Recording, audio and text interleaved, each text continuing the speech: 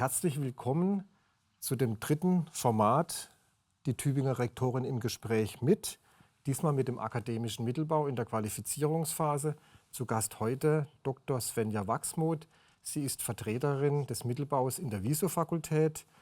Dr. Simon Linder, er ist stellvertretendes Mitglied im Senat. Und unsere Rektorin, Frau Pollmann, hat eingeladen zu diesem Gespräch. Wir haben heute zwei große Themen. Einmal das Wissenschaftszeitvertragsgesetz und die Abhängigkeitsverhältnisse in der Qualifizierungsphase. Das Wissenschaftszeitvertragsgesetz, ein ganz schön langes Wort. Herr Linder, was steckt denn eigentlich dahinter? Die Idee ist zu sagen, man hat eine bestimmte Zeit, sich zu qualifizieren, für die Promotionsphase 6 Jahre und für die Habilitationsphase oder Postdoc-Phase 6 Jahre. Insgesamt sind es 12 Jahre. Die kann man befristet angestellt sein an der Universität als wissenschaftlicher Mitarbeiter oder wissenschaftliche Mitarbeiterin. Und was ist das Problem, Frau Wachsmuth, mit dem Wissenschaftszeitvertragsgesetz?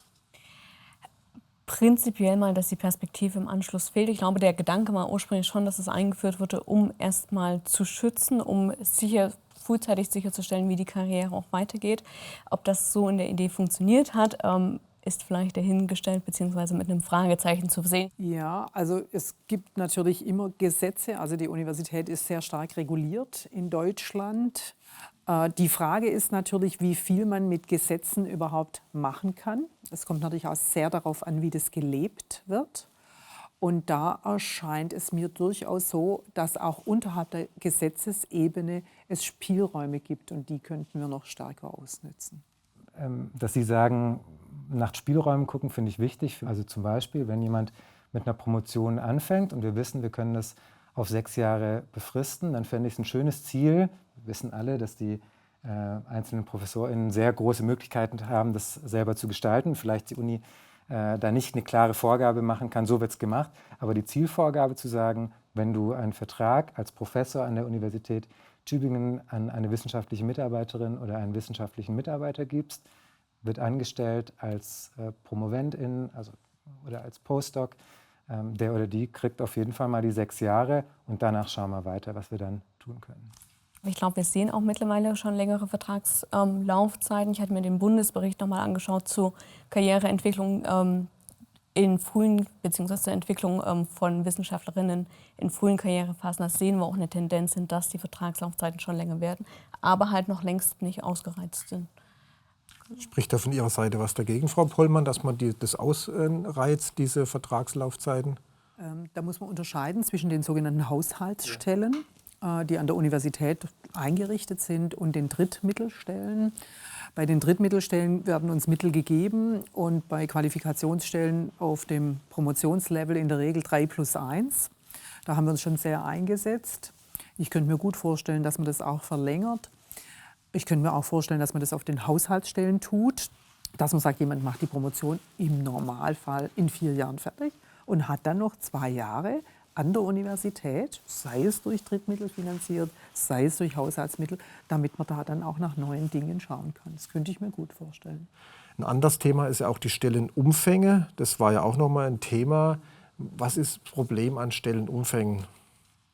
Wenn ich einen 50%-Job habe, dann habe ich vielleicht nicht genug Geld, um mir eine Wohnung in Tübingen zu leisten. Das ist erstmal ein Problem, dass wenn ProfessorInnen die Möglichkeit haben, für 100% jemanden anzustellen, dann gibt es schon hier und da mal die Tendenz, ja, ich könnte auch 2-mal 50% anstellen, weil die Wahrscheinlichkeit, dass dann am Ende 200% gearbeitet werden, ist dann ja doch da, weil man eben weiß, die Personen werden dann am Ende ihr eigenes Projekt, und das ist dann eben die DIS oder das ist die Habil. Da ist das Interesse so hoch, das zu schaffen, dass man das dann im Zweifel auch eben in der eigenen Freizeit macht. Und das kann eigentlich nicht das Ziel sein. Ich persönlich finde, es wäre unakzeptabel, wenn jemand so bezahlt wird, dass er dann nicht davon leben kann. Das wäre nicht akzeptabel, weil dann wird es ja absurd. Dann muss ich 100% mindestens für meine wissenschaftliche Arbeit tätig sein und das Geld reicht nicht, also muss ich dann noch abends, nachts irgendwo jobben gehen. Also das erscheint mir nicht korrekt. Wir kommen jetzt zu einem zweiten Thema, das von Ihnen im Mittelbau gewünscht war, das die Abhängigkeit oder die Abhängigkeitsverhältnisse, die wir haben in in der Qualifizierungsphase zu einer Promotion oder zu einer Professur. Können Sie mal kurz umreißen, wie die Situation aussieht und was daran das Problem ist? Ja, ich glaube, wir haben einmal die Tatsache, dass letztendlich Betreuung, Gutachtung und auch Arbeitgeber meist die gleiche Person ist. Und dadurch natürlich so ein Beschwerdesystem etwas herausfordernder ist, weil man ja irgendwo immer schauen muss, okay, meine Zukunft, meine Karriereentwicklung hängt letztendlich von der betreuenden Person ab. Und genauso die Frage, ob ich eine Stelle habe und Geld verdiene. Das erzeugt eigenartige Mechanismen. Ich selber habe mich in Deutschland promoviert und habilitiert.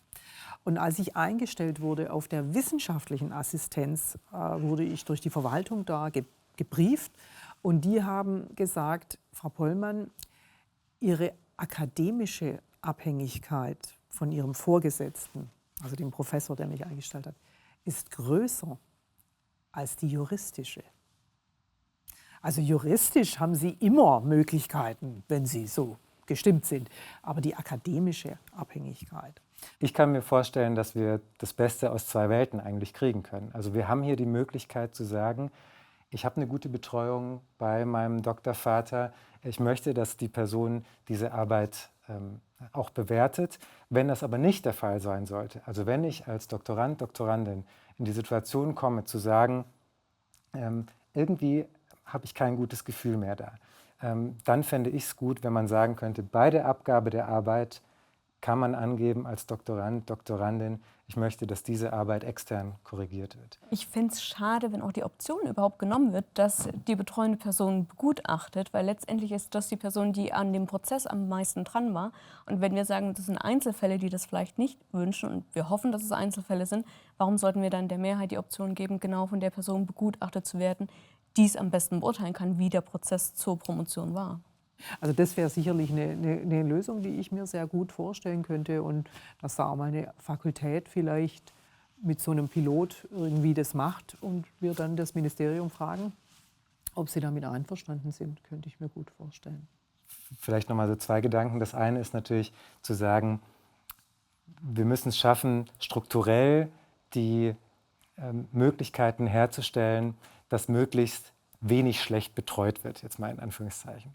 Aber gerade diese zweite Säule, wie motivieren wir diejenigen, die bislang natürlich durch dieses Universitätssystem auch immer gelernt haben, am Ende kommt es darauf an, dass die Forschung richtig gut ist.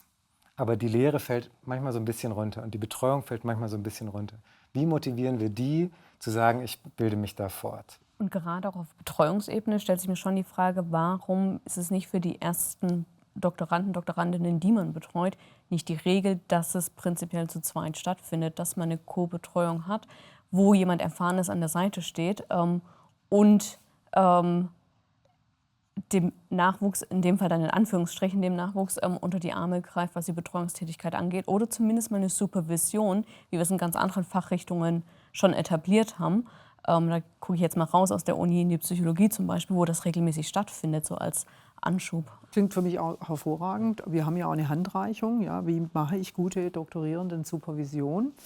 Es gibt natürlich auch noch ganz andere Möglichkeiten. Also zum Beispiel, wenn Sie Communities of Practice, dass man einfach sagt, wir haben da so eine Art Stammtisch, wo ich auch durchaus fände, dass da einfach Doktorierende aus allen möglichen, könnte über eine Graduiertenakademie organisiert werden und also die es betreuen, sich treffen und sich austauschen, was klappt nicht. Und dass man da hinterher in einer Ergebnissicherung das auch weiter verteilt, könnte ich mir sehr gut vorstellen.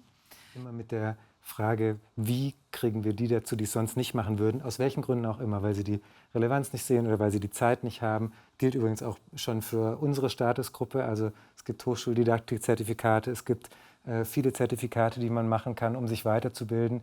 Aber wenn man vielleicht schon Familie hat oder einen kleinen Stellenanteil hat und so weiter, viele andere Aufgaben in der Lehre übernimmt, dann hat man vielleicht einfach nicht die Zeit zu.